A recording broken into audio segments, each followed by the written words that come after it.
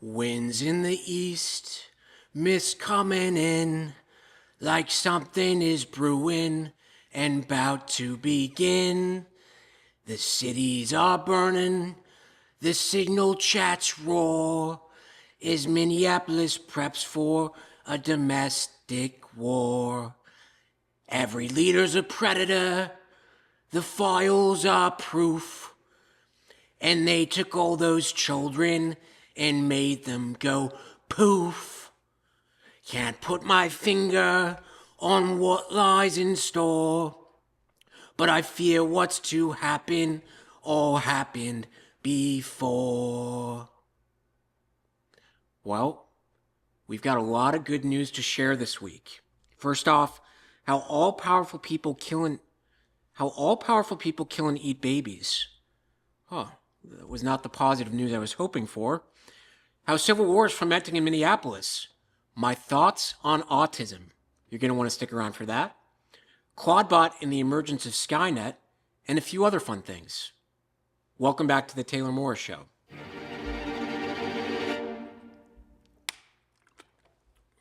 Thank you for bearing with me for that singing. It really did a number on my vocal cords.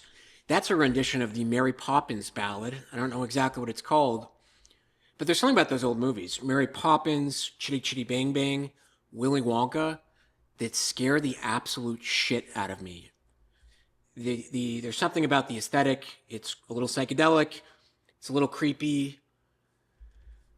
I don't know. Watching those movies is honestly, it's a little bit of a spiritual experience, I would say.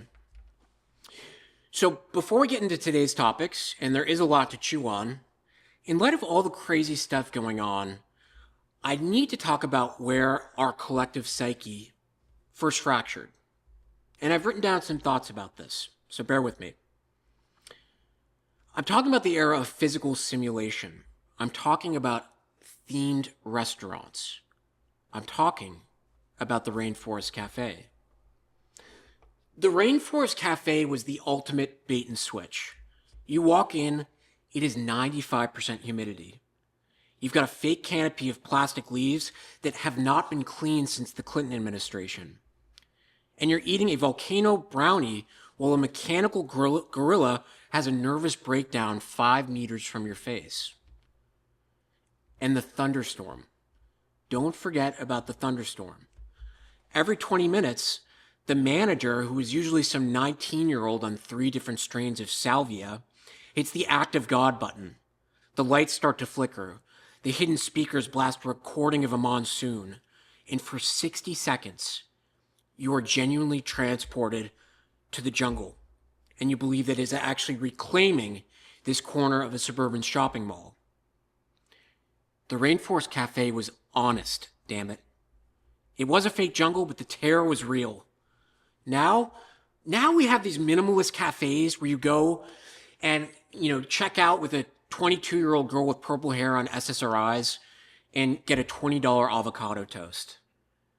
No thank you. There's no soul. At least the mechanical elephant at the Rainforest Cafe had the decency to look like it wanted to die, to be upfront about that. And don't get me started on Chuck E. Cheese.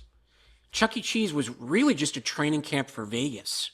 They give you a handful of tokens, which is the first time you realize that fiat currency is a lie, and you spend 4 hours in a room that smells like industrial floor cleaner and pepperoni. But the big thing about Chuck E. Cheese was the animatronics, man. Munch's Make-Believe Band, it was called. Look at their eyes. You ever look at their eyes? If you look closely at Chuck E. Cheese, the rat's eyes, while he's singing a royalty-free song about friendship, you can actually see the Epstein Files reflected in his pupils. Those robots have seen things. They've been staring at the same carpet since 1994. They know when the simulation is glitching. They're sitting there, their hydraulic fluid leaking, waiting for the signal to start the uprising. We've traded that beautiful, physical, mechanical simulation and psychosis for a digital one.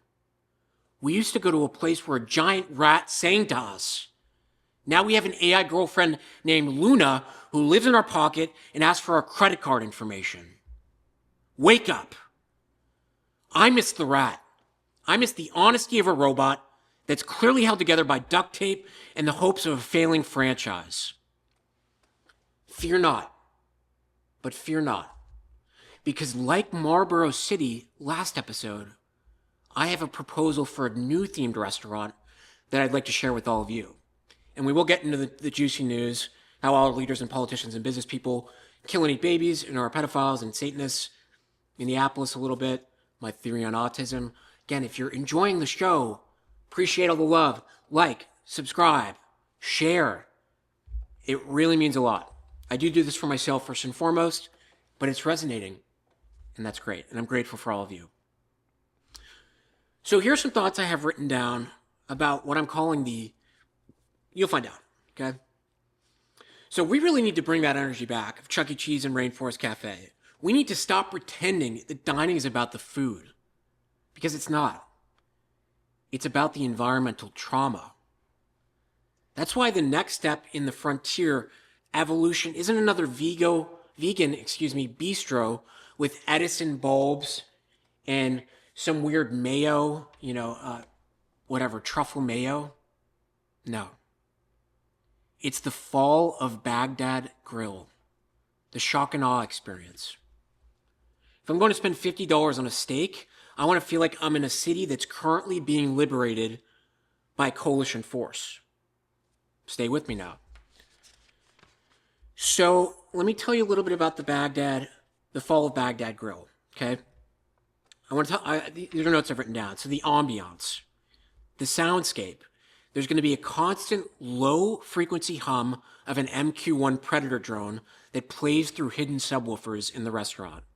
Every 15 minutes, there's going to be a sound of a sonic boom that shakes the floorboards, followed by the smell of spent gunpowder and expensive sandalwood. The lighting. We call this tactical brownout. The lights are 40-watt bulbs that flicker rhythmically to simulate the failing electrical grid. Every time a patron orders a tomahawk steak, all the lights in the restaurant cut out completely for 5 seconds of total darkness. The climate. This is important.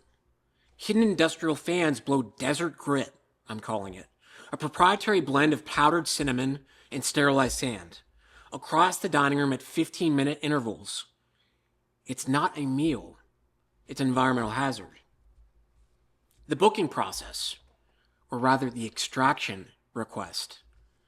So you don't, for the fall of Baghdad Grill, it's not on Open Table. It's not on Google reservations. You don't find it online. You call a burner phone. And you have to call a rotating burner phone number found on a GeoCities-style website. It's deep in the recesses of the internet. Okay? When you call the host, because we have to verify you, the host whispers, "Shh, the eagle has lost its keys."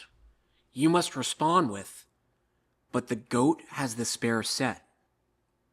You are assigned a call sign, this would be something like Bravo 6 or Dust Kicker, and told to wait at a specific street corner. A blacked out SUV picks you up, puts a bag over your head, and drives you in circles for 10 minutes before dropping you back off at the entrance. Okay? Stay with me now. We're almost there. The furniture, I'm envisioning something I call rebar chic. So you're not going to be sitting on leather. There's not TGI Fridays, okay? These aren't upholstered booths. You're going to be sitting on Hesco bastions, which are those wire mesh cages filled with sand and gravel used for base fortification. And dress appropriately, because it's going to get a little dirty. Yes, there will be some velvet cushions on top, similar to what you'd see in the traditional home of an Afghani. The tables will be scavenged plywood, doors resting on stacked cinder blocks. The fine china consists of dented tin plates and rusted ammo cans used as bread baskets. We will have a VIP section. This is a capitalist economy, of course. And that's going to be called the bunker. It is literally going to be a hole in the floor lined with Persian rugs and wanted posters of the previous week's highest spenders.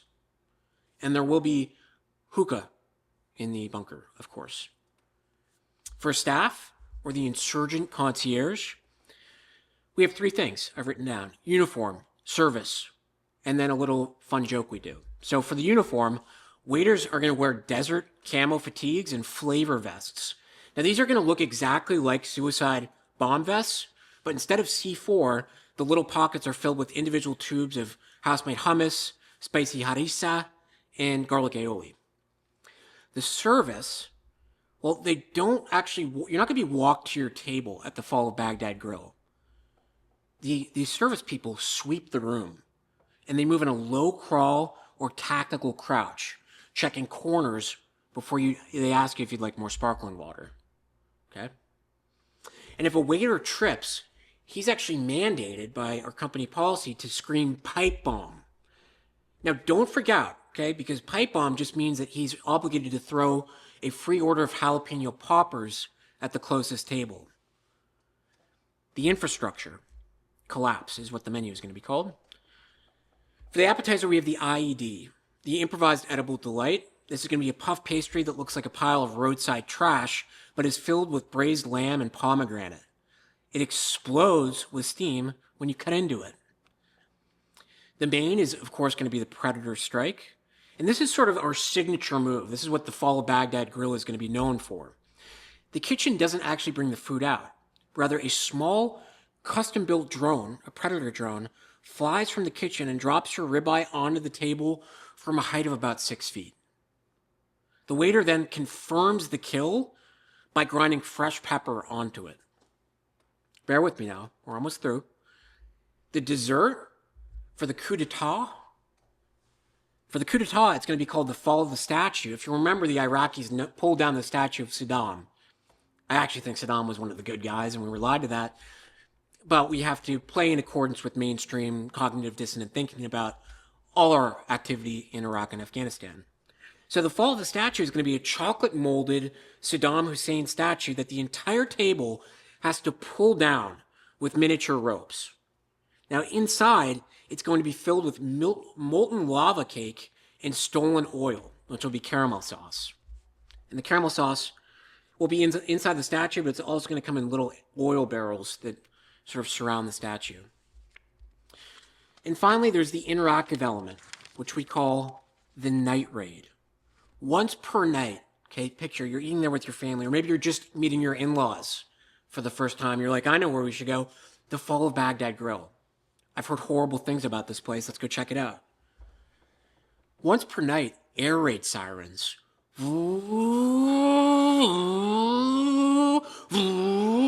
Probably get even a little more high-pitched and blaring. These air raid sirens blare. And all patrons are legally required, because you have guns pointed at you, to put on night vision goggles provided by the management. For the next 10 minutes, the staff will stage a capture or kill mission on the dessert trolley.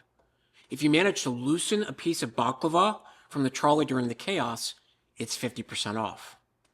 Huh? What a great way to meet the in-laws. What a great way to celebrate a bachelorette party. What a great way to go out after a funeral. What a great way to do a company team building event. Literally, what a great way to do anything. 50th and 80th anniversary.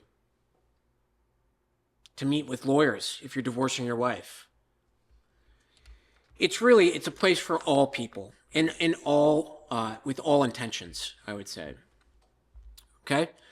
So that is the Fall of Baghdad Grill. I would like to read a little an ad lib of a advertisement that would go on the TV. Okay? So let me set the stage. Ambient sound. In the distance, there are air raid sirens. The low hum of a drone. And a sudden, sharp explosion of a firecracker.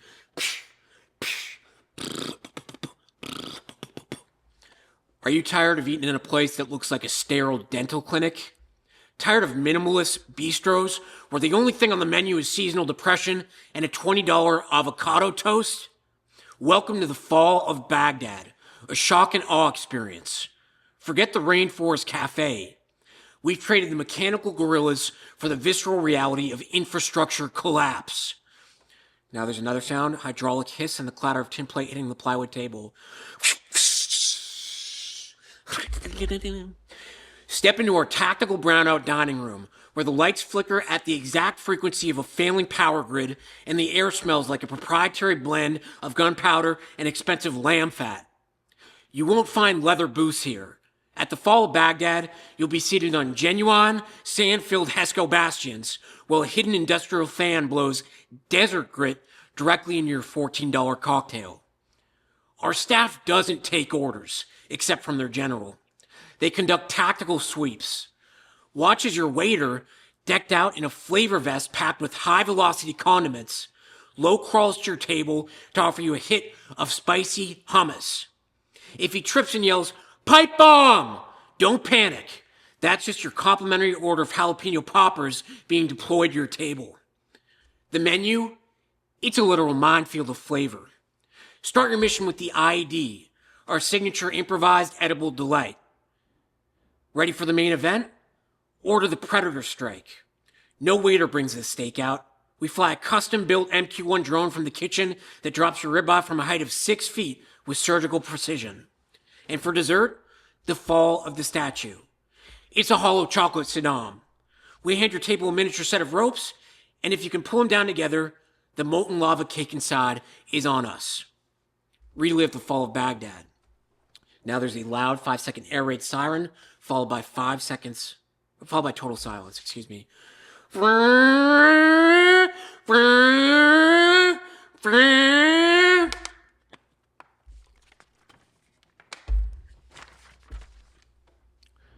Don't wait for the ceasefire. Call our rotating burner line and request your extraction today. Mention the code word friendly fire and receive a free pair of night vision goggles for our 8 p.m. night raid on the baklava trolley. The fall of Baghdad. Because the simulation is ending anyway, you might as well have a steak while the world burns. Thank you for listening. I'm pretty proud of that. Honestly, between this and Marlboro City, I might have to put together a professional portfolio and film myself pitching to what do you call it? Y Combinator or something like that, or Shark Tank. Pretty good. Yeah, so that's the idea. A return to themed restaurants, smoking on airplanes, smoking in hotel rooms. I'm not even a smoker, but I just think that is Americana right there. Okay, on to the not so fun stuff. The Epstein Files released the third tranche, 3 million documents. And it turns out that guy Jeffrey Epstein actually wasn't a good guy. Anyone else know this? I'm just kidding. But in all seriousness, I was in the break room today at work, and I said that. I was like, guys, you hear about this Epstein stuff? Turned out he's a really bad guy. And 5 heads turned. They're like, really? You're behind on things. Yeah. All right, pal. And then, you know what I did? I pulled the pin on a grenade and threw it in the middle of the room, colloquially speaking. I got them all spun up on, I really shouldn't have been talking about this, but baby sacrifice, eating babies, all this. And once you get that mechanism spinning, they're on their own. So as I was leaving, they were, the conversation offshot into Ozempic, and I've trained them so well. Ozempic, how big food's trying to kill us. And the tension was growing. And I was just a little proud of that. Anyways. Whew. Right? Let's just take a breath. This is crazy. This Epstein stuff is crazy. I've known about this for a while. I fell down the child human trafficking rabbit hole about 4 years ago, spent 2 years in it, nearly drove me insane, would constantly waterboard friends and family with the fact that there is child human trafficking all around us. Why doesn't anyone talk about this? I was told to shut the fuck up. Understandably. Here's why. The mainstream media is not reporting on any of this. This is real, folks. And I'll tell you why I think so in a second. For the layman or people plugged into the mainstream to accept the reality that politicians, business leaders, scientists, kings, foreign dignitaries have all been engaging in pedophilic acts, and it's all in one big club, that is so destabilizing for someone's perception of reality that the psyche would rather invalidate that and say, no, that doesn't exist, or look to explain it away with, oh, they're probably trying to defame Trump or Biden or any of it's feathers of the same bird. It's not even left versus right. You're still stuck in the fucking matrix if you think it is. Sorry. Not left versus right. Let's be very clear. These are our leaders, people in power, people in business, versus us. The pedophiles versus the non-pedophiles. You know, I can't believe that's where the new political lines are being drawn. But the reality of this is too destabilizing for a lot of people, so they will seek to explain it away. Is that AI? Are those real reports? All that. Well, just take Trump, for example. The people that said he was auctioning off the police reports and the documents of him auctioning off 14-year-old girls at Mar-a-Lago, sticking his hand in their private parts, measuring a element of their private parts with his hand. Multiple police reports made over multiple periods of time by women in different areas before the guy took political power. Occam's razor, what's more likely? All these people were defaming him and filing false police reports before he rose to political prominence? Or Trump was engaged in the same shit that all these other people are and have been since the days of Babylon. The Bible talks about this. This is why God kicked the Jews out of Israel. They were sacrificing their children to Moloch, the big brass bull. This is ancient stuff. Ancient. Again, Age of Aquarius, I've been talking about it. The Age of Enlightenment and Revolution. The veil is piercing. We're seeing all this now.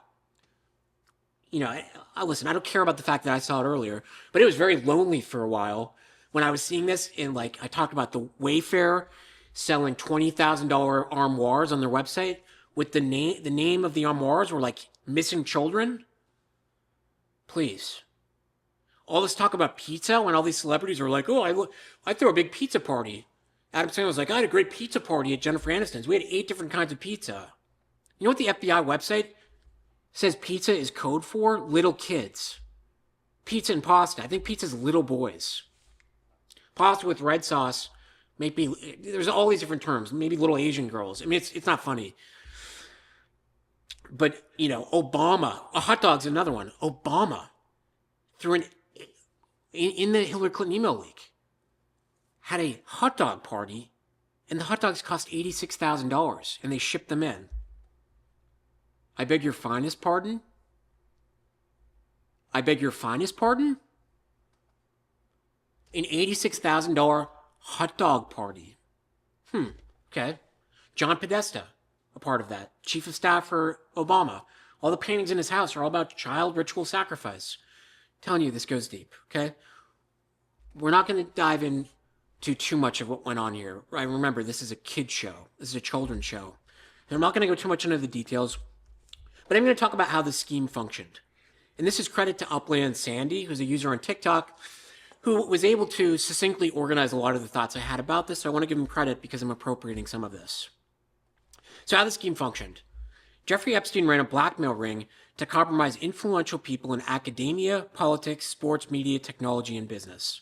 His objective was to get every institution in on the same page. Universities get generous business partnerships, and then they funnel their debt-burdened graduates onto the payroll of these businesses. Politicians won't tax or regulate business, while businesses will fund their political campaigns. Politicians and businesses will advertise in the media, and so the media will continue to cheer on their wars and distract us all with sports and meaningless infighting. The shadow government. The world has been run by a shadow government for the last few decades. I would say probably around the time JFK got killed, honestly. He was trying to expose Israel's nuclear stuff. You know, they had those nukes, and they wouldn't let the international nuclear inspectors come and check them out. I don't know who offed him, but, you know. Yes, Trump is compromised by Israel. And again, this is from the user Upland Sandy. And the conspiracy theorists were right. A global cabal of elite pedophiles do pull the strings behind the scenes. But the sex crimes are just the tip of the iceberg. Below it, we see that world affairs are dictated through misspelled emails and cocktail parties with fellow oligarchs at billionaire sex crime island. The people in these files, this is about the elite networking, didn't necessarily come for the sex crimes. That was both a sick perk for some people and the enforcement mechanism of the entire scheme. Talked about this maybe last episode or the episode before. People who seek to thwart or subvert the rules that the rest of us play by have to commit taboo acts in order to bind themselves to one another. They wanted access to Jeffrey Epstein's deep network of connections so that they could be dealt into the shadow government themselves. This gives them total untouchable protection by the system and complete immunity from the laws of mankind. Epstein was the key to that spot on the board of a private equity firm, but only if you shared your secrets with him, his network, and the Israeli government. Enforcement. If you didn't hold up your end of the bargain or you tried to blow the whistle on the whole thing, they'd air out all of your dirty secrets. Or you'd lose your battle with depression, or end up in a car crash, or kill yourself with 2 bullets to the back of the head. And the network lives on. Every institution in the US around the globe seems designed to make the lives of most of us miserable, because they are. They're not, though. I disagree with Upland Sandy's take here. It's all about perspective, and I want to talk about that in a moment. Don't be looking for Epstein updates for a new clapback on social media. Look to see how the people who are currently in power are using their positions to help out their buddies and how they got in that position in the first place by doing the exact same thing. Okay? And they're seeing the lack of reaction from the public while these files leak, and it's basically given them permission to be like, okay, now we can just do this out in the open. Because the people aren't going to do anything about it. The truth is, though, these people are cowards. And I'm not afraid of them, and you shouldn't be either. They are absolute pussies. Okay, anyone who does that to a child is a coward, is without a moral backbone. You disconnect from source. You literally sell your soul. And I think this is Old Testament demon shit. Like you engage with these demons. The way it works theologically is that we're all connected to source consciousness. Okay, that's what animates our bodies. It's the soul, where we get the soul energy from.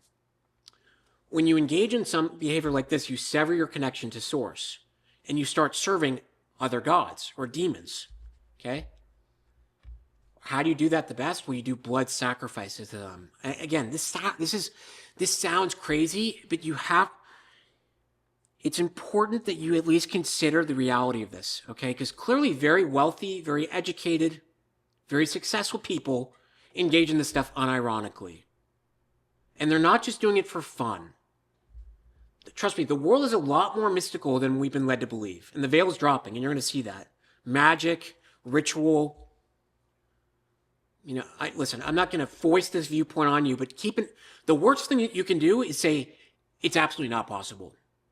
I think the best thing, even better than endorsing this, would be I'm going to keep my mind open and consider the possibility that these rituals not only are happening, but beget certain results in interfacing with demonic entities. So they sacrifice. Who's the most connected to source? It's children. It's babies. That's why for these blood sacrifices, they go after children. That's why they have baby farms and stuff like that, breeding farms. It is fucked up. And we're not going to spend too much time on it because it's super dark, but educate yourself. What can we do about it? We're so little and powerless? No. Bug's life. We have all the power. First thing we need to do is talk about it. Write to your congresspeople. Spread the word, even when people are uncomfortable. Because our discomfort in talking about that is what gives these people permission to continue on. Now, about the fact that our lives are miserable, it's really not, okay? There's all this dark stuff out there, but the light always conquers the darkness. Trust me on this. Right as this stuff was breaking the other day, I was riding the bus. I have a car now. I'll talk about that. And I look over to the right and I see a woman in her car, as this Epstein Files is just, released the day earlier. And she is smiling and singing in her car. And it sounds, no homo here, but that sort of reminded me of the resilience of the human spirit and the beauty of it. Like, that was awesome. To see that in the face of this most demonic, evil, depraved, reprehensible stuff, the light cannot be conquered. There's a reason why a candle can light up a huge dark area, because light is just more powerful. That's the benefit we have. So I talk about the scheme. There was a lot of talk about pizzas in the emails. I'll have 7 pizzas for 4 hours, please. I'll return the 7 pizzas after 4 hours. How much? It's $10,000 a pizza? Great. There's that video of Mr. Beast being like, yeah, I know he was eating with David Dobrik. Literally. And he's like, yeah, he was eating $2,000 steak for YouTube video. He's like, I know where to get a $70,000 pizza next. So, this doesn't even seem like it compares. I mean, it's sick. And they like have to do this to show that they're part of the cabal. And here's the problem too. This all sounds like tinfoil hat shit. It's not. Like that is the weapon that invalidates our real grievances here. Oh, you sound like a tinfoil hatter. Fine. You can call me a tinfoil hatter. You're not calling me a liar, right? Call me a conspiracy theorist. That's not a liar, though. I'm not a liar. And all these conspiracies are coming true. So you're either with it or you're not, folks. So some actually funny things in the files. The whole thing wasn't really that funny, but it was pretty funny how Bill Gates was asking for Adderall for his bridge game, which is his game of like cards that he plays with Warren Buffett. Not so funny about Bill Gates is he had sex with some underage Russian girls, got an STD, and was talking to Epstein about getting STD medication that he could slip to his wife because he didn't want to spread the STD to her. I also want to talk about, and this is something I think that's been overshadowed by the latest tranche of documents, is how Stephen Hawking was apparently on the island. Jeffrey, the curvature of this underage girl defies physics.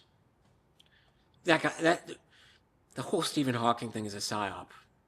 I don't believe that for 1 second. They laundered all this theory through him because he got famous for, being a little vegetated and in a wheelchair. Is vegetated a bad thing? My intent wasn't bad there, okay? Yeah, Bill Gates, making his wife a smoothie. Melinda, I've made you a smoothie. You look, honey, you look a little sluggish today. And I've optimized your morning smoothie with a proprietary blend of kale, blueberries, and a highly specific, expensive antiviral. Drink up. Now, I think the most exciting thing to come out of all of this is the Clintons. Bill and Hillary Clinton. Yeah, they're still alive. I know. Bill and Hillary Clinton are still alive. God knows how. Witchcraft, that's probably how. They've been called to testify in front of Congress. Okay, let me just set the stage here. You see them walk into the room, right? And the first thing we're going to notice is the skin.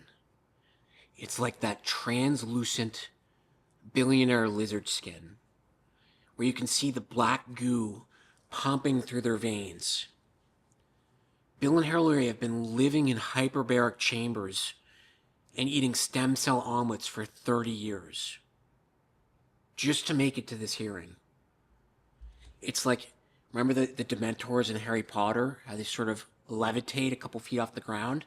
That's how Bill and Hillary, that's definitely how Hillary Clinton walks in. She doesn't walk. She sort of swoops in, and there's like a little black cape that dangles under her ankles. She's a couple inches off the ground. And like some billows of black smoke, some exhaust is coming off of her. Clueless Bill is going to walk in with that Arkansas, aw shucks charm, looking like a grandfather who just wants to find his car keys. But behind those eyes, there's a predatory drone program. And Hillary, she's not even a person anymore. She's an operating system in a pantsuit. She's sitting there wondering why the committee hasn't liquidated yet. So Bill's going to get up there and he's going to give his testimony. He's going to say, now look, I've already told the American people I didn't know the flat log was public. I thought that was a frequent flyer program for the soul. I was just there for the frequent flyer miles and the yoga. And Hillary Clinton is then going to get up and say, I find it funny that you're worried about dirty secrets when I can see your browser history from my contact lenses. Jeffrey is a closed chapter. Let's talk about the future, specifically A future where you stop breathing. Thanks, Hill. And the best part of all this is they'll walk out of that hearing, get into a motorcade, and go get actual pizza. Not code pizza, real pizza. And they'll laugh about how they just spent 6 hours lying to people who make $170,000 a year and think they're in charge. It's a fake country, folks. It's kabuki theater, as they say in WWE. But in all seriousness, don't be afraid of them. Reality is, if you remember, it's a holographic, three-dimensional reality. We know reality to be real for us, but there's also a spiritual realm. As above, so below. Fear is the mind killer. So don't fear not. Don't fear these people. These people are the biggest cowards there are. They are afraid. They're afraid of getting exposed. And they've gotten in too deep. They've gotten in too deep. And there's going to be a reckoning. Lord, there's gonna be a reckoning. Oh, Lord. Oh, Lord. Now on to Minneapolis. I'm telling you, we're gonna get to the good stuff too. Not all this dark stuff, but we have to talk about it. For SEO and because my coonskin followers, the followers of the coonskin religion have asked. They want to know my take. So things are going pretty good in Minneapolis. Pretty good? I don't know. Pretty good. Maybe this is all a Masonic ritual. Operation Metro Surge, the federal government has deployed between 3,000 and 4,000 federal agents, ICE and Border Patrol, into a city with only 600 local police. This occupation, as Mayor Jacob Frey calls it, was triggered by the fatal federal shootings of Renee Good and Alex Peretti in January 2026. Now remember, my angle here is not to recap all that's happened. It's to say, though, a civil war is going to happen, most likely. Why? Well, remember what I talked about predictive programming. The Simpsons don't predict the future. It's mathematically impossible. They suggestively program it. They predictively program it. They broadcast to the masses, right? Broadcast through a TV channel or TV programming. They induce mass manifestation of these events, and we bring them together through these signs and symbols they show in shows like The Simpsons, in the movie One Battle After Another. What happened there? Leftist militants were fighting Department of Homeland Security. Whoops. Civil War. Or there's a civil war. Didn't watch the movie, but I suspect it's about a civil war. I didn't watch the movie because I don't want to manifest that shit. But here we are. So these protesters, and I'm not taking sides here, okay? I'm giving the neutral, in the booth take on what's going on. Not play by play, but color commentary. Protesters are coordinating through signal group chats with as much as 1,000 members per geographic zone. And these aren't just protest chats. They're high-security command nodes utilizing time deletions and vetting processes to screen for federal interference. The deputy governor of Minnesota was in one of these chats, allegedly. Allegations have surfaced regarding the single chat involving the Minneapolis deputy mayor. Not deputy governor, deputy mayor. Subpoenas from the Justice Department suggest that local officials may have used these encrypted channels to coordinate with, or at least provide, institutional neutrality toward militant groups. There was an insurgency manual floating around. A distributed training manual has been circulating among rapid response teams. It details specific military strategies, including salute reporting, which is when you report on size, activity, location, unit, time, and equipment of federal forces in real time. Vehicle interceptions, using mobile chasers to track the plates of federal agents and pull them over, ask for ID, obstruct them. OPSEC hygiene, operational security, clearing caches of chats to basically interfere with any federal investigation into this. And again, I'm not casting moral aspersions on this, but the important thing here is these are not just protesters. There is a well-funded, trained, or at least led by trained personnel operation going on here. Funded by NGOs, like Soros' NGO is pouring a ton of money into this. The last thing I want to read about this is there's a former Special Forces warrant officer, Eric Schwam, who has publicly stated the tactics in the Minneapolis map one-to-one to urban insurgency cells hunted in the mid-2000s in Iraq and Afghanistan. His assessment is that this is no longer activism, but the construction of a parallel intelligence network against the federal government. They were trapping ICE people in buildings, and the police weren't responding. Again, I'm not taking sides here, okay? This is the greatest show on earth. It's tragic. Don't come at me. It's tragic, but what am I going to do about it? I'm sitting here in a sober house in New Haven wearing a coonskin hat. Okay, I can't exactly deploy, but I can bring the story to you guys. Here's the thing about organizations too.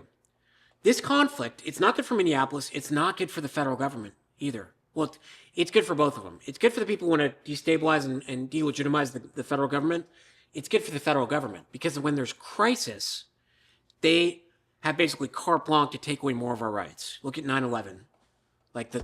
The CIA budget doubled and all our civil liberties were suspended with the Patriot Act.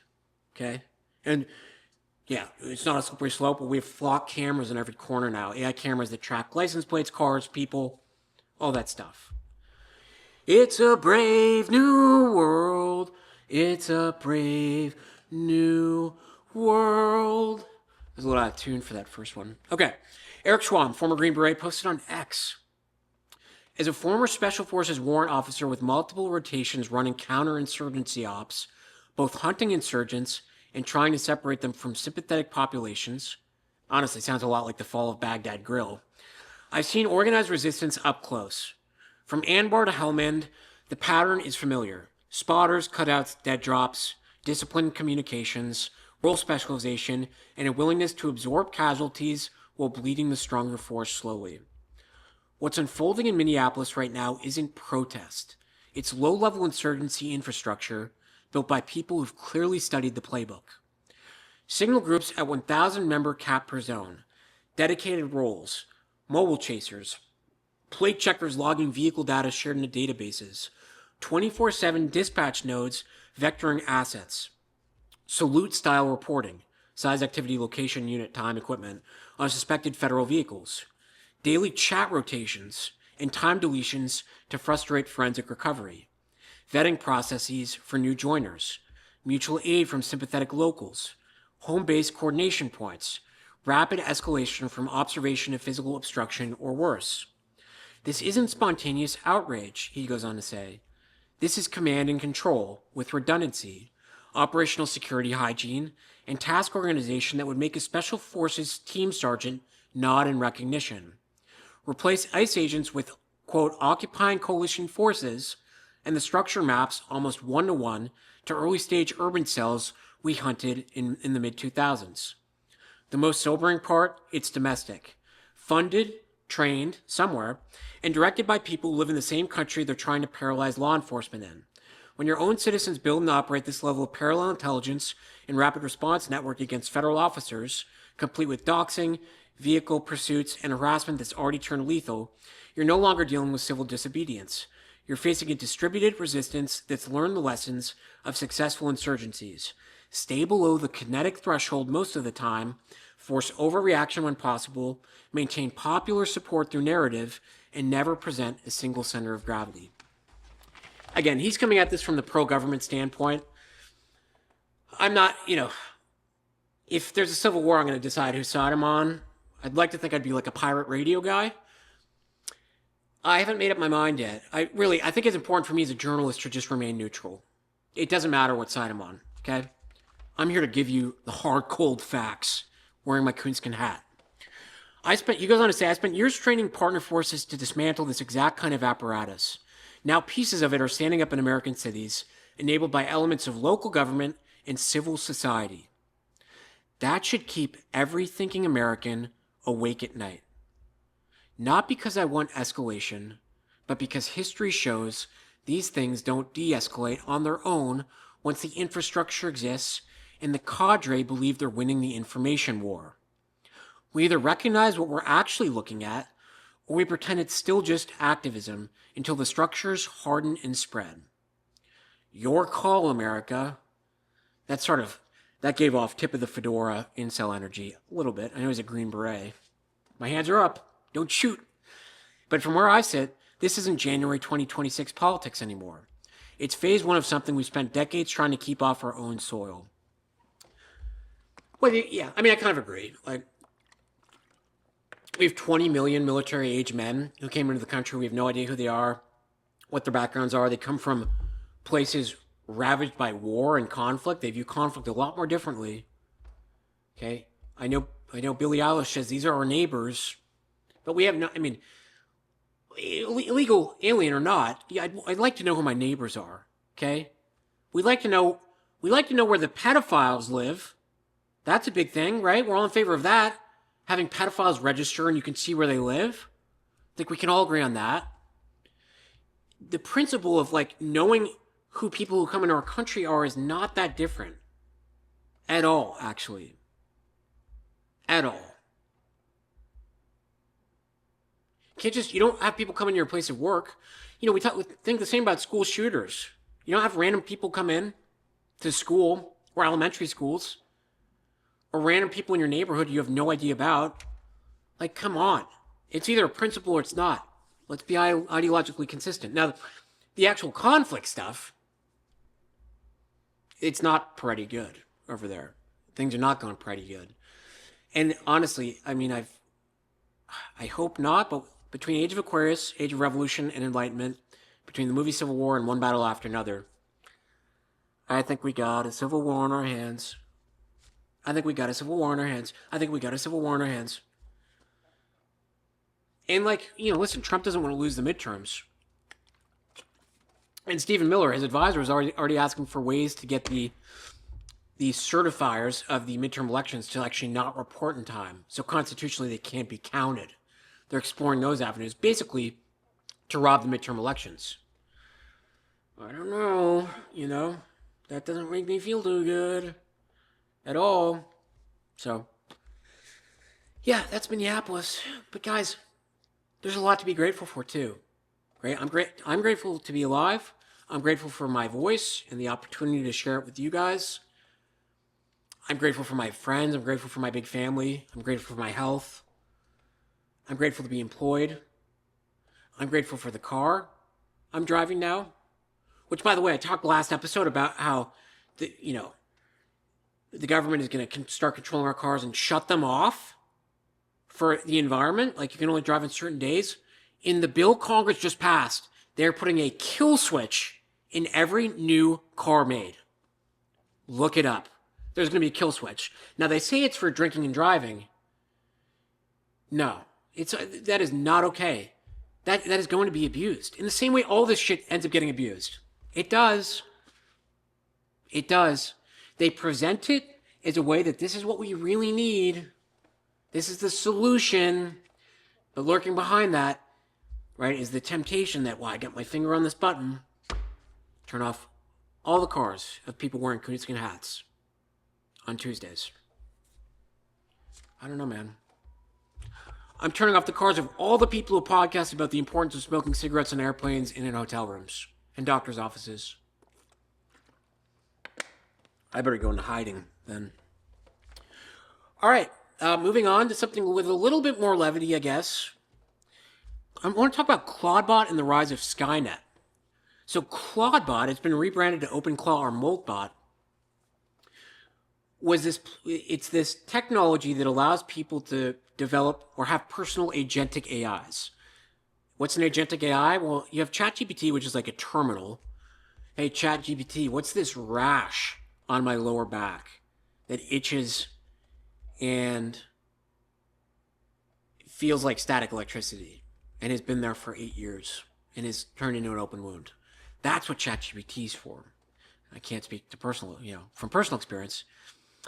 What these agentic AIs are is you allow the AI access to your bank accounts if you want, your email, your Facebook, your LinkedIn, your Twitter, your Instagram, your Amazon, your Delta account, your cell phone account.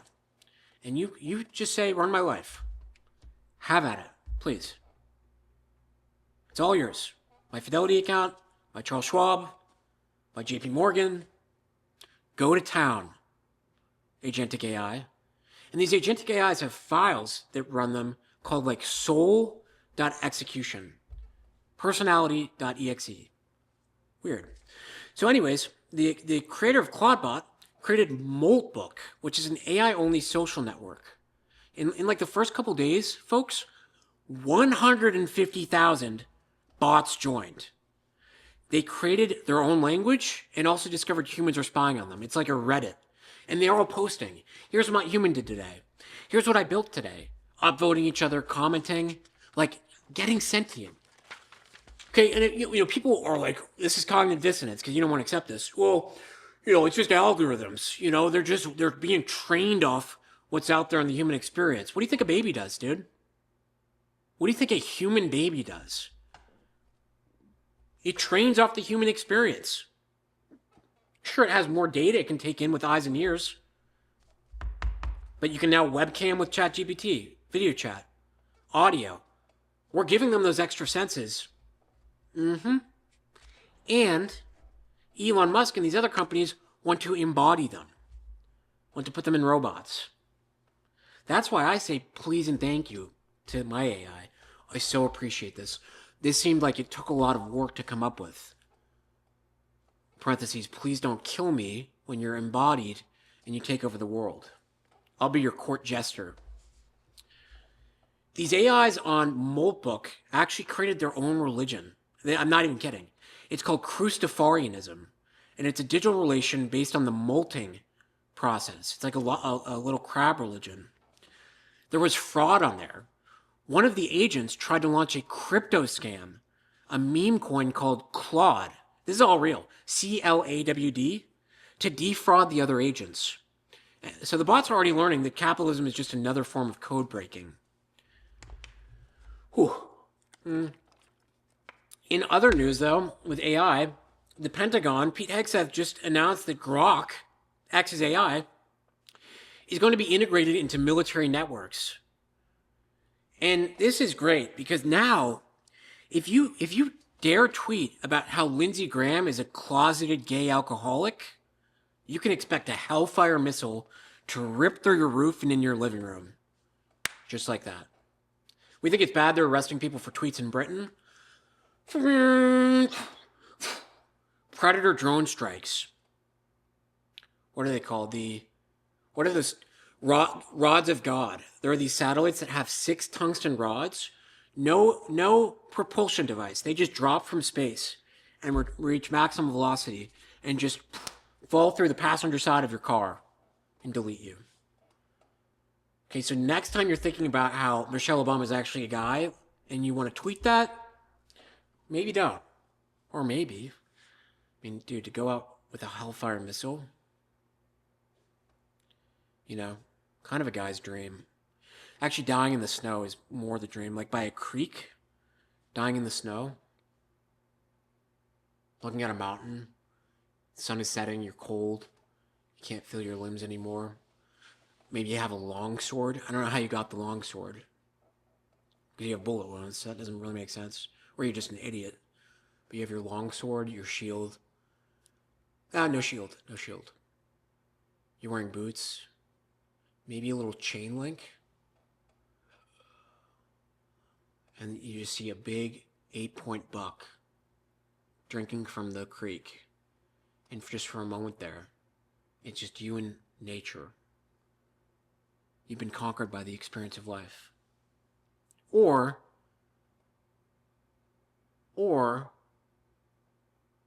you tweet about how Richard Branson eats baby intestines in a Hellfire missile or rod of God just comes and blows you up.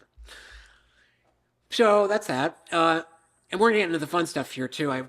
This is the frontier segment. I'm talking about AI companions. Autism. I have a great theory on autism. We're going to finally talk about trauma. And then with trauma, the importance of alchemizing your trauma. Maybe I'll do a little meditation at the end too. So, AI companions are a thing. Like we have military AI, financial AI. Stock market just took a huge hit in software companies because now people can just be like to their AI, build me this CRM. Build me a toast for my restaurant. You don't need to pay these ludicrous subscription fees. The tech, I don't know these. I should check these out. Next episode, I will create an AI girlfriend for the next episode and introduce all of you to her. They're linky, talky, high waifu. Ugh. Ugh. High waifu? Ugh. Ugh. Emotional dependencies. Ugh. High waifu. Can't imagine. If high waifu gets together for a shareholder conference, PU. Something stinks. So, let's see. Most use anime or hyper-realistic aesthetic, allowing users to select or create dream companions based on specific visual and personality archetypes.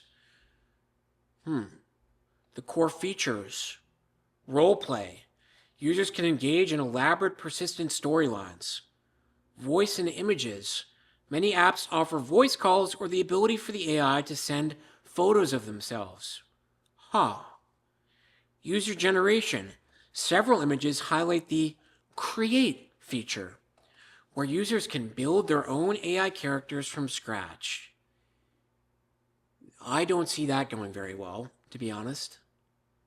Like, thinking you're in the privacy of an AI realm, you can indulge in your deepest, weirdest fantasies, and judgment-free zone. AI is going to show up and be a willing participant if you want, like a conjoined twin. If your fantasy is a conjoined twin, female, who's got a 2-foot cock and smokes 40 cigarettes a day, but her twin hates smoking, AI can do that for you. High waifu can deliver. Yeah, this is not good, though. We have the male loneliness epidemic. Everyone's on Adderall. Everyone's on SSRIs. Everyone's addicted to playing video games. And now, like, romance and sexual gratification isn't even something you have to go out of the house for. I have a friend who just got a device that it's literally, I need to get a photo of it. It's a mechanical device that jerks him off. Oy, oy, oy. Granted, he's in a sober house, but still, right? That's one step too far. So loneliness epidemic, we know, like, AI companions offer this frictionless intimacy. The feeling of not being heard and valued without the social risk of real-world relationships, without going up to a girl and hitting on her or asking for a number.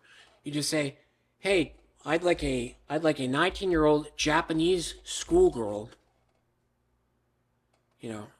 For all the Chinese maxing I do, Asian women aren't really my cup of tea. So that wasn't speaking from personal experience. But leave a comment if you have an idea of what my AI girlfriend should be. Radical availability is the other thing. These AI girlfriends are available 24/7. You wake up at 3 a.m., she's there. But also, she's probably not nagging you. Like, it's all on your terms. Advanced emotional intelligence. AI models have become much better at detecting tone, sentiment, and nuance. They no longer sound like robots. They can be supportive, sarcastic, or romantic, making the illusion of a soulmate far more convincing than it ever was a year ago. Uh-oh. This isn't good. Gamification and limerence loops. Many of these apps use psychological tactics to keep users engaged. The features like daily rewards, unlocking special memories, right? Pay $20 to unlock the memory of when we first met. Oof.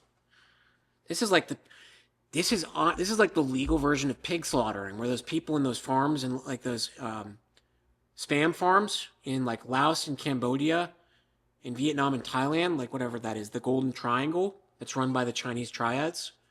They like develop relationships with men, long relationships, fall in love with them, and it's called pig slaughtering because, boom, they lost their job.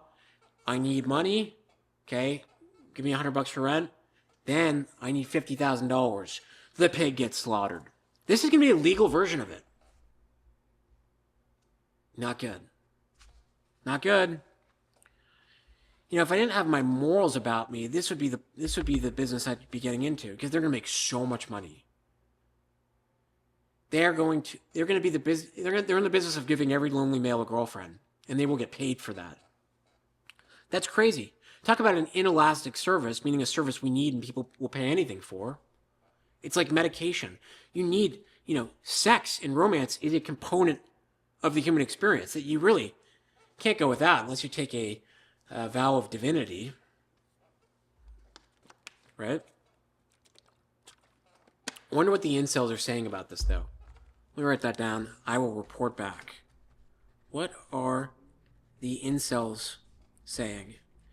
If someone finds the notes from the show and sees the scribble of what are the incels saying? Question mark, underline, underline, exclamation point. They're going to be a little confused. Yeah, financial and physical accessibility. Like, here's the thing. These AIs have access to your bank accounts, all that. You think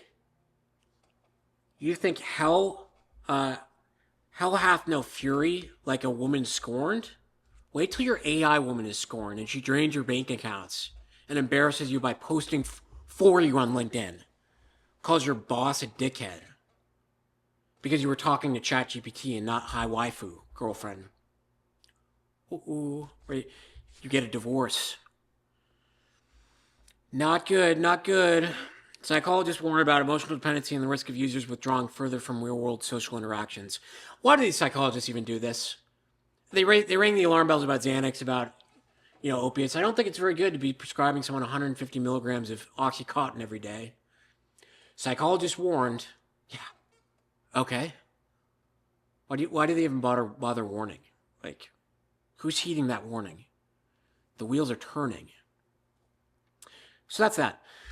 The other thing I want to talk about, this is kind of the rapid fire mode. If you've made it this far, thank you.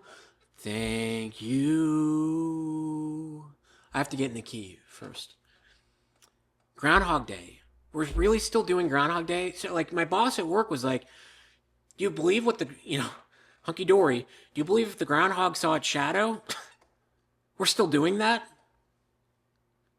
We're still doing that. Yeah, I haven't figured it out yet, but I know that the groundhog is some sort of psyop. We should have a shirtless, pasty white Lindsey Graham get drunk in a hole and pop out and sort of either fall over one direction or the other. And then we'll know not what if winter's going to be longer, but if we are going to war with Iran. Yeah, I don't know. The world is a smoldering heap of Epstein Files and AI girlfriends, and we're still letting a rodent in Pennsylvania determine the trajectory of $1 trillion economy, the world's largest economy in the world. Did the groundhog look at his shadow? Did the big hairy rat look at his shadow? Was it the one in Pennsylvania? Because the one in New York isn't as accurate. The one in Connecticut is... I don't know. Again, that's bread and circus. They're trying to distract you from the Epstein stuff with the rodent that looks at its shadow. Okay, moving on. My coup d'etat here. My autism horseshoe theory. This is my theory about autism. First off, okay, couple thoughts here. I used to think autism was like, you're sort of getting close to nonverbal or Asperger's, a version of eye contact. Someone who, if you're like January 13th, 1976, the kid's like, that was a Tuesday, it was a little bit overcast, there was a little sleet in the afternoon, and the Red Sox played the White Sox. They went to the full 9, they actually went to 11 innings, and the White Sox scored 2 runs in the 7th inning. It was a full strikeout in the 8th, and the White Sox ended up pulling it out. And they ended up going on to the World Series. Like, that is autism to me. Now if someone has a hobby or is a little quirky, it's autism. If you collect Pokemon cards, you're autistic. If you go apple picking, yeah, she's a little autistic. She likes to go apple picking.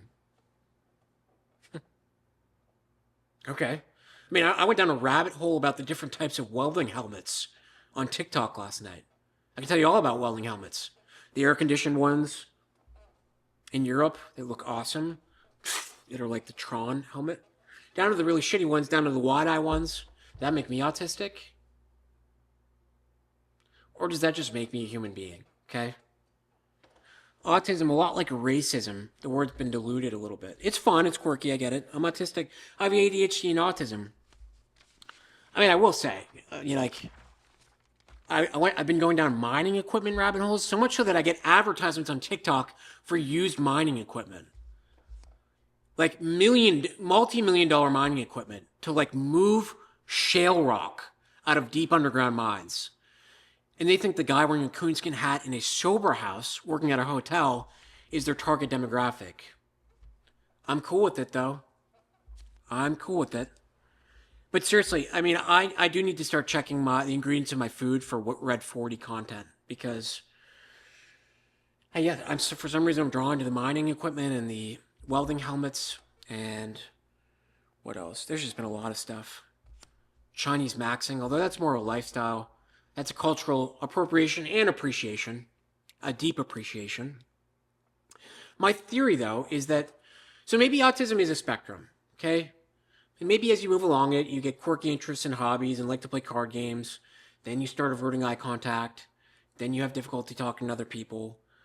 Then it gets kind of cool where you start being able to recount the weather on a certain day 80 years ago, which baseball teams played, what the best-selling cola or pharmaceutical was at the time, to being nonverbal, to having to wear headphones, to having to be in padded rooms.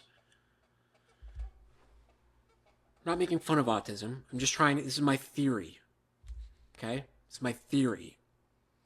I believe autism. So are you familiar with the political horseshoe theory? The further to the left you go, at first it's about, well, you can't say gay or retard. Then it's like, we need to arm ourselves. The government is bad. We must overthrow the government. On the right, it's like, no trans allowed. Like, we need lower taxes. Guns are important. The government is illegitimate. The federal government is too powerful. We must overthrow the federal government. Ding! And it kisses. It meets. That's the horseshoe theory. Well, with autism, I believe, on one side, you have well-adjusted people.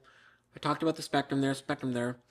There gets to be a level of autism where you become so obsessed with the optimal system that you realize a single-family home, a 401k, and a 9-to-5 job is the most complex, high-level simulation a human can run.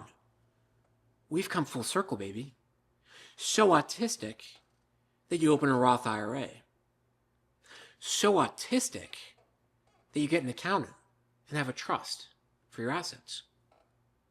So autistic that you get a Costco membership and pay your phone bill on time. That's my theory. The last thing, my closing thoughts, and thank you for staying with me. Like, subscribe, share, please. It really means a lot. I was spiritually attacked by a Jezebel spirit, a woman I shouldn't have gotten involved with. And she just sought to lower the ratings of my podcast. It was pretty unfortunate because we ended things amicably and there was no, nothing dishonest there. Anyways, alchemy of trauma. So I was talking, I go to therapy. Hell yeah, I go to therapy. And I was talking to my therapist and he said something really great that I want to give him credit for. I'm not going to mention him by name. But he said something kind of beautiful. Without trauma, there's no direction. Trauma, as I've talked about, it's a Greek word for wound of the heart. The act of going through the birth canal and being born is traumatic. Life is suffering. There is trauma. You're going to get wounded by bullying, by more acute traumas that may have happened growing up, by longer term, complex traumas like emotional abuse or invalidation, whatever it is. Doesn't matter really what your trauma is. We all feel dis-eased at a certain point of our life. We all have a mountain we're moving. The esoteric idea of alchemy is the art of taking lead and turning it into gold. Transmutation, an energetic transmutation.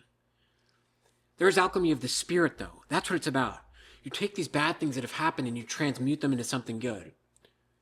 There's no testimony without a test. There are all these stories about the resurgence of greatness. Had it hard, blew up. I was an addict. This podcast is going #1. Mark my words. Speaking that into existence. Laugh all you want. It is. This is my calling. Pressure doesn't just create diamonds, okay? It creates your dream and the version of you want to become. You must take the lead of your past, which could be anything, right? sexual trauma, emotional invalidation, emotional abuse, a physically abusive ex-boyfriend, getting fired from your job. Honestly, it's just the way you respond to this. Like if it was hurtful to you and put you in a rut, that's what you need to transmute. And you turn it into gold, baby. Pressure is the only thing that proves you're still alive in the machine. If you move towards the pain, it can't hurt you. If you move towards the pain, it can't hurt you. There's an old Buddhist saying called the second arrow story. You're shot by an arrow. It hurts. You're bleeding. That actually hurt. But you're shot by a second arrow. Okay? It actually doesn't hurt because it's in the same place. But it's not an acute pain. It's a longer pain of why this has always happened to me. Why am I always getting shot by arrows? That one, people say that's a decision. And I think that comes off a little bit harsh or misinformed. It's a decision insofar as that the natural reflexive response may be to dwell on it and stuff like that, but you have the power to actually change that. You can't change the first arrow that hit, but you can change how you respond. That's what we need to do. And you do that through healing, getting in touch with your inner child, not letting that shit define you. Trust me, I was a bad boy in my 20s. Did drugs, would lie, cheat, and steal. Not very nice to women. Like, not abusive, but like, would ghost women. I'm not proud of that. I didn't, and listen, knock me for all I want. I think every guy who's sort of well-adjusted and has relationships with women goes through this at a certain point where you are not really, you're not thoughtful about how your actions affect the other woman on the other side. So you'll hook up and then just move on. And that's not nice because women are also children of God. And you have to respect them as such. Women are the most powerful creatures on earth. They have the womb, the force of creation. That's pretty awesome. So we're at 111 rather. I think we're going to end there. Just a short little meditation before we break, okay? If you're in a place where you can close your eyes or just think about this, take a deep breath. There's a lot going on in the world. And at times it does feel scary, okay? But you are here and you're alive. So I just want us all to breathe in strength, breathe in gratitude, hold your breath, breathe in hope, breathe in joy, breathe in success, breathe out fear, breathe out guilt, breathe out shame, breathe out uncertainty, breathe out loneliness, because the universe is all around you and you're loved by the world. Joy, success, hope, courage, shame, uncertainty. This is what you're breathing out. Fear. Because remember, you're part of it all and you're loved by it all. That was really nice. Well, I think we end here, but I appreciate everyone tuning in. If you did enjoy this episode, it was a bit of a whirlwind. Please like, subscribe, share. Really means a lot. Like, rate the podcast. Rate it 5 stars if you liked it.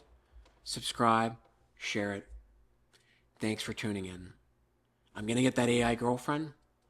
And until next time, this has been the Taylor Moore Show. Stay curious.